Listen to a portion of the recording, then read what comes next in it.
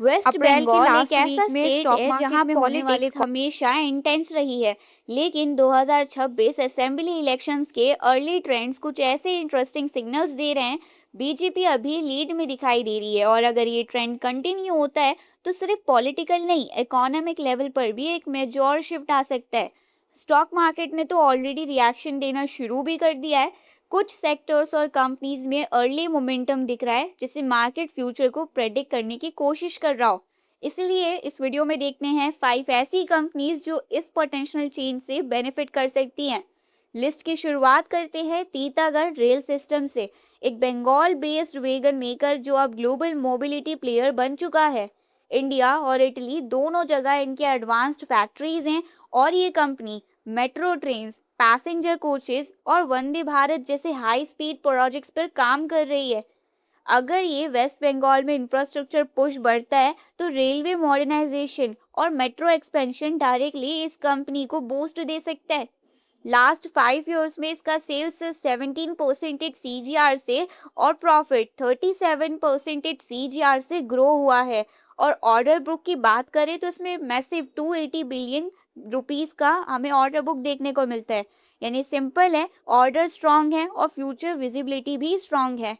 Next है बंधन bank, Kolkata based bank जो स्पेशली ईस्टर्न इंडिया में स्ट्रॉन्ग प्रेजेंस रखता है। इसका लोन बुक काफ़ी हद तक माइक्रो फाइनेंस पे डिपेंडेंट है, मतलब डायरेक्टली लिंक्ड है लोकल इकोनॉमी और इनकम ग्रोथ से। एक बिग ट्रिगर है, अगर स्टेट में पॉलिसी एग्जीक्यूशन इम्प्रूव होता है और लोगों की इनकम बढ़ती है तो लोन डिमांड भी बढ़ेगी और एनपीएस भी इम्प्रूव हो सकते हैं। फाइनेंशियल स्नैपशॉट, 3 सालों में प्रॉफिट 180% सीजीआर से ग्रो हुआ है और बैंक अब डिजिटल बैंकिंग, म्यूचुअल फंड्स और होम लोन्स में एग्रेसिवली एक्सपेंड भी कर रहे हैं। मतलब रूरल और अर्बन दोनों मार्केट्स कैप्चर करने की प्लानिंग है। स्टॉक नंबर 3 है श्री सीमेंट्स की, इंडिया के टॉप सीमेंट प्लेयर्स में से एक है। डिमांड इसकी सीमेंट की मतलब सिंपल है, डिमांड है कंस्ट्रक्शन एक्टिविटी के अंदर और कंस्ट्रक्शन का मतलब है डेवलपमेंट। अभी ये क्यों मैटर करता है? अगर वेस्ट बंगाल में रोड्स, हाउसिंग और इंडस्ट्रियल प्रोजेक्ट्स पुश होते हैं तो सीमेंट डिमांड ऑटोमेटिकली ऊपर जाएगी। सेल्स ग्रोथ इसकी स्टेडी रही है लेकिन प्रॉफिट अभी तक प्रेशर में आए हैं। लेकिन कंपनी अपनी कैपेसिटी 62.8 मिलियन टन से बढ़ाकर 80 मिलियन टन तक लेके जाने का इसकी प्लानिंग कर रही है फाइनेंशियल ईयर 28 तक। कोस्ट एडवांटेज और स्ट्रॉन्ग डिस्ट्रीब्यूशन नेटवर्क से इसे लॉन्ग टर्म स्ट्रेंथ मिल सकती है।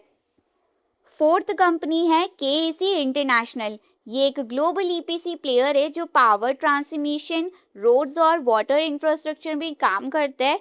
ये जल जीवन मिशन जैसे प्रोजेक्ट्स में इन्वॉल्व है, मतलब डायरेक्टली ग्राउंड लेवल डेवलपमेंट का पार्ट है।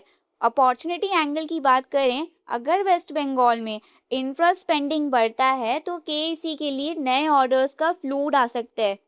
नंबर्स की बात करें तो इसका order book already 367 billion rupees से ज़्यादा है और पाइपलाइन में 1800 बिलियन रुपीस के टेंडर्स एक्सपेक्टेड हैं।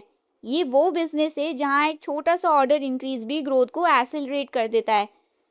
और लास्ट है सीईएससी, ये कोलकाता का प्राइमरी इलेक्ट्रिसिटी डिस्ट्रीब्यूटर है। ये कंपनी डायरेक्टली लिंक्ड है इकोनॉमिक एक्टिविटी से, जैसे ज़्यादा इंडस्ट्रीज, ज़्यादा बिजनेस और ज़्यादा power demand. Why watch this? अगर अर्बन डेवलपमेंट और इंडस्ट्रियल एक्टिविटी बढ़ती है तो इलेक्ट्रिसिटी कंजप्शन में भी स्पाइक करेगा। फ्यूचर प्लान्स की बात करें तो कंपनी सोलर मैन्युफैक्चरिंग स्पेस में भी एंटर कर रही है, जो लॉन्ग टर्म ग्रोथ के लिए पॉजिटिव सिग्नल है।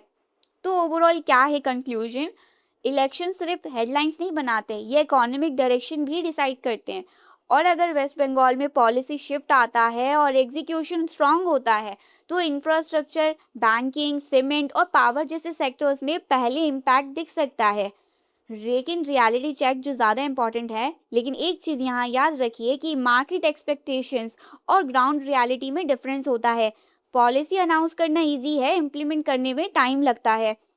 इसलिए इन्वेस्टमेंट डिसीजन लेने से पहले कंपनी के फंडामेंटल्स, गवर्नेंस और वैल्यूएशन को प्रॉपरली एनालाइज करना ज़रूरी है। ये वीडियो सिर्फ एजुकेशनल पर्पस के लिए है, तो स्टॉक सिर्फ एजुकेशनल रिकमेंडेशन या पर्पस के लिए बाइंग है, एडवाइस स्टॉक नहीं है। कोई भी रिकमेंडेशन या इन्वेस्टमेंट बाइंग एडवाइस डिसीजन नहीं है। लेने कोई से भी पहले एक इन्वेस्टमेंट डिसीजन सर्टिफाइड लेने से फाइनेंशियल पहले एक एडवाइजर से सर्टिफाइड कंसल्ट फाइनेंशियल करें। एडवाइजर और से अगर कंसल्ट आपको करें। वीडियो यूजफुल और लगा अगर तो आपको लाइक वीडियो करें, यूजफुल शेयर लगा तो करें और लाइक करें, चैनल को शेयर करें और सब्सक्राइब चैनल करें। को थैंक्स फॉर सब्सक्राइब करें। वॉचिंग। Thanks for watching.